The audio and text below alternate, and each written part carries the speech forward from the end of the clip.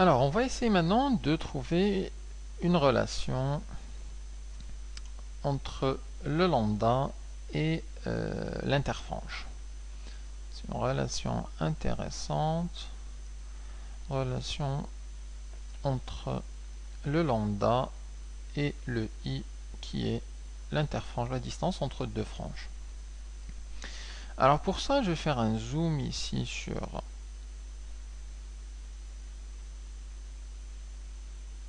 les fentes Young, l'écran, et on va mettre toutes les données analytiques sur le schéma. Alors en particulier, la distance entre les deux franges, donc S1 et S2, ces distances-là, c'est les distances petit a.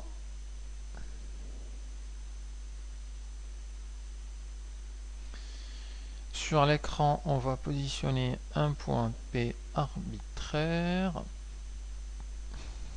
ou plutôt on va le positionner ici en faisant un très très grand zoom. Et ce point-là, en fait, il sera exactement sur la première frange brillante, donc qui correspond à k égale à 1. Donc en gros, sur le schéma ici, A0, k égale 0, c'est la frange centrale, et à k égale 1, on est bien là, et la différence entre les deux, c'est bien évidemment i.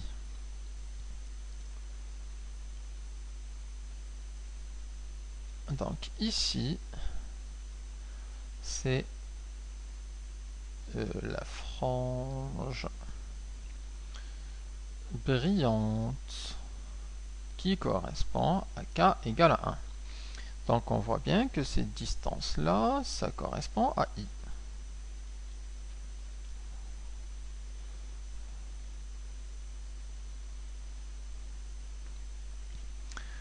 On trace les deux distances d1 et d2. Donc les distances parcourues par les rayons d1 et d2. Et on va mettre aussi la distance entre les fonds Young et l'écran. C'est une distance qu'on note en général grand D. C'est une distance assez importante, en général 2-3 mètres. C'est une distance assez grande par rapport au petit a. Donc le schéma n'est pas à l'échelle. Normalement, à l'échelle, ce petit a il sera tout petit. Mais simplement pour que ce soit bien visible, eh bien, on fait des agrandissements, c'est pas de tracer à l'échelle. Alors, on va utiliser un peu de Pythagore.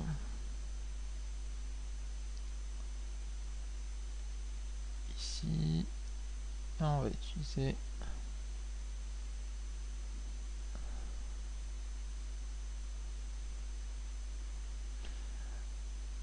deux triangles rectangles.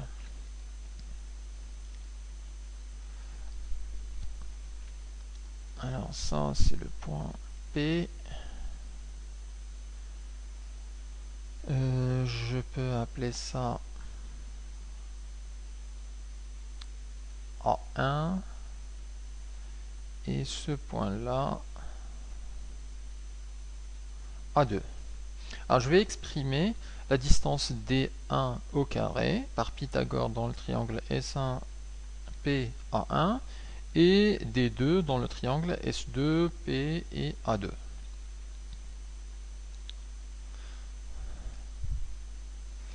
Alors on applique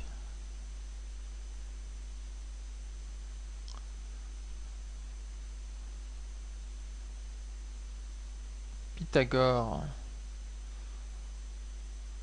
dans les triangles, donc le théorème de Pythagore. Dans les triangles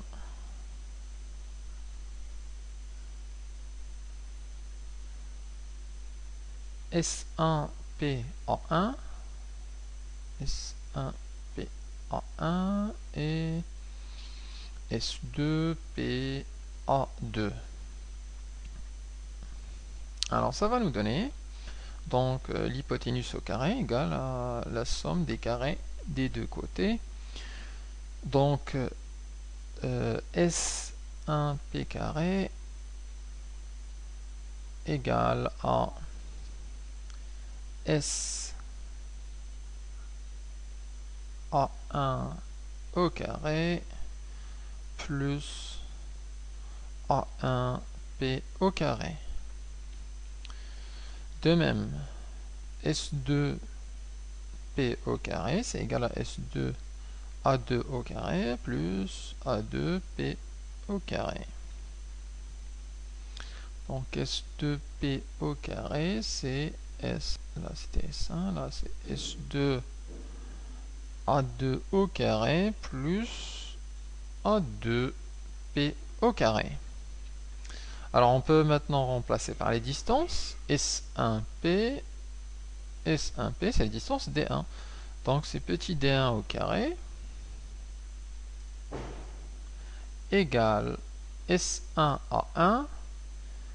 S1 à 1, c'est égal à la distance grand D. Donc au carré, ça fait D carré. Grand D au carré plus la distance A1, P. Alors la distance A1, P, ça correspond en fait à la distance I moins ce petit chouïa. Et ce petit chouïa, c'est le A sur 2. Donc je peux ici le noter, c'est ça. Ça correspond à I moins A sur 2. Donc je vais remplacer avec I moins A sur 2 au carré. S2P. S2P, ça correspond à petit d au carré. Petit d 2 au carré. La distance S2A2, S2A2, ça correspond à grand D au carré.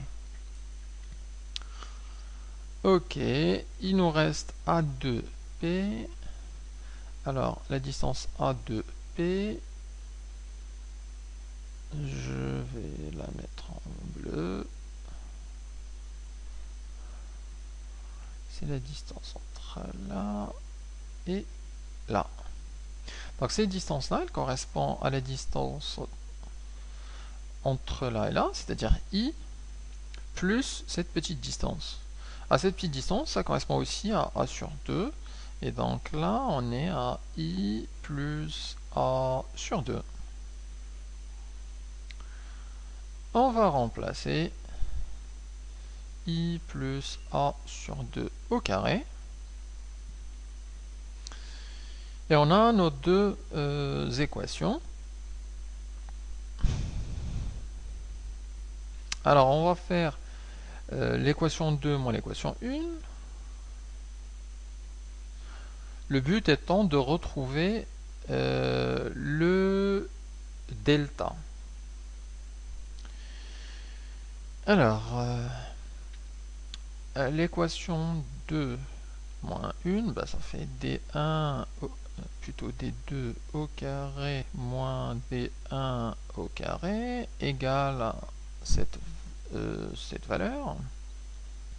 Donc D carré plus I plus A sur 2 au carré moins, entre parenthèses, D carré plus I moins A sur 2 au carré. Alors on simplifie les parenthèses en multipliant le moins par D carré et le moins par celui-là. Donc ça nous fait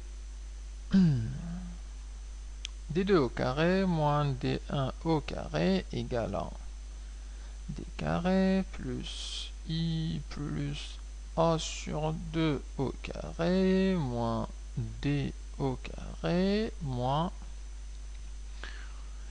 I moins A sur 2 au carré. On voit tout de suite le D2, D carré qui simplifie.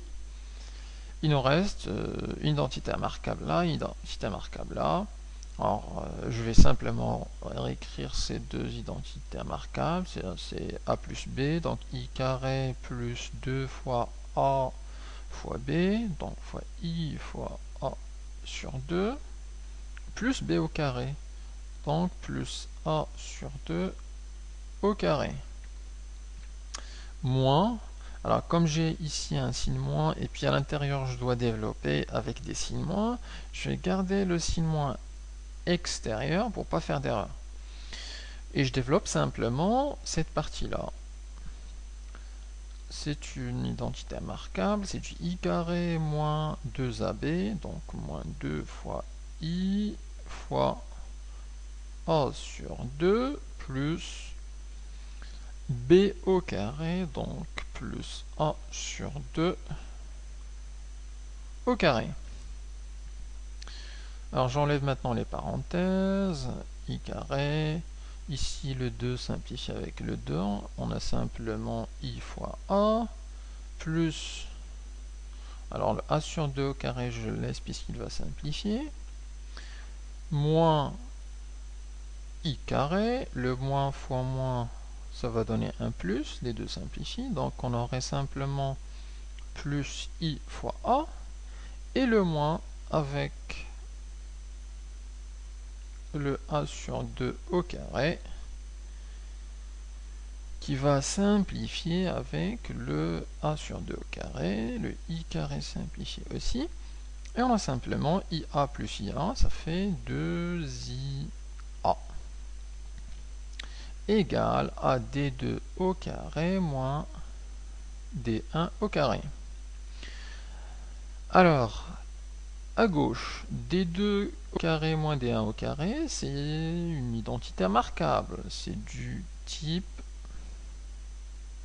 A carré moins B carré. On sait calculer ça, c'est A moins B fois A plus B. Donc ça va nous donner D2 moins D1 facteur 2, D2 plus D1 égale à 2 fois I fois A. Alors, la distance D2 moins D1, on a déjà défini ça, c'est la différence de marche. C'est là, D2 moins D1, donc ça c'est delta. La distance D2 plus D1, en fait, on va l'approximer. La distance D1 et D2, en fait, vu que la distance grand D est très importante devant petit a, D1 et D2 sont quasiment égales à la distance grand D. Et donc la somme des deux, ça va nous donner grosso modo grand D. N'oubliez pas qu'ici, on a 3 mètres de distance entre les fonds Young et l'écran. Et pour le A, c'est des micros, autour de 100 micromètres. Donc c'est des différences entre les deux, c'est négligeable devant cette grosse distance. Et donc D1 est quasiment égal à grand D. Même chose pour D2. Donc en gros, la somme des deux, en fait, ça nous donne grosso modo 2 grand D. Et ça, c'est égal à 2 fois I fois A. Alors, on simplifie avec le 2 et on a la différence de marche fois grand D égale à I fois A. Alors là, on va se poser la question sur ce delta. À combien c'est égal? Eh bien, en raisonnant sur le schéma ici, on a dit que cette distance-là, on est à la première frange, qui dit qu'on est à la première frange, si je note ici le delta, alors là, il faut que ce soit un triangle isocèle, le S1P et ici H, il faut qu'il soit isocèle. Et on a ici le delta. Donc puisqu'on est là à la première frange, c'est-à-dire pour k égale à 1, on est dans le cas du delta égale à k fois lambda avec k égale à 1. Donc le delta, c'est simplement égal à lambda. C'est ce que j'ai dit ici. Or, on considère la première frange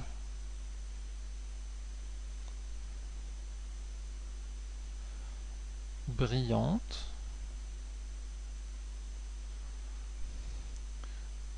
c'est-à-dire le k égale à 1, et on est sur une frange brillante, donc le delta c'est égal à k fois lambda, et le k c'est égal à 1, donc simplement on a le delta qui est égal à lambda.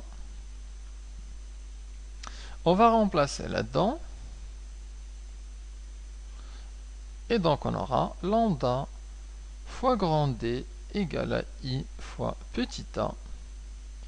On passe le A à gauche, et on aura lambda fois grand D sur petit a, que je vais écrire dans le sens habituel, c'est grand lambda fois D sur petit a, qui est la relation entre l'interfrange